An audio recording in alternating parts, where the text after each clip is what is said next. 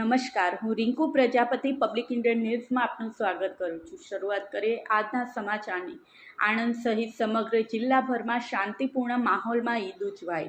મુસ્લિમ બિરાદરોએ સામૂહિક નમાજ અદા કરી એકબીજાને ગળે મળીને ઈદ મુબારક પાઠવી।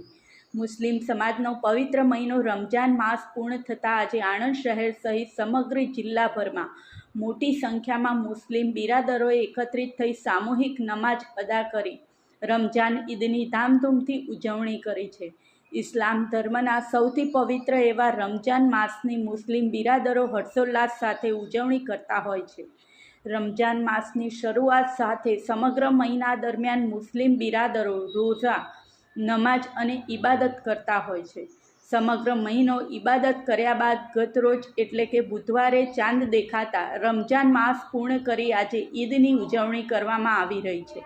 ત્યારે આણંદ સહિત સમગ્ર જિલ્લાના વિવિધ ગામ શહેરોમાં પણ આજરોજ ધામધૂમથી ઈદ પર્વની ઉજવણી કરવામાં આવી રહી છે। આ ખાસ દિવસ નિમિત્તે વહેલી સવારે મસ્જિદમાં મોટી સંખ્યામાં એકત્રિત થયેલા મુસ્લિમ બિરાદરોએ સામૂહિક નમાજ અદા કરી હતી, જે બાદ મુસ્લિમ બિરાદરોએ એકબીજાને ગળે મળીને ઈદની મુબારકબાદ પાઠવી ઈદ મનાવી છે।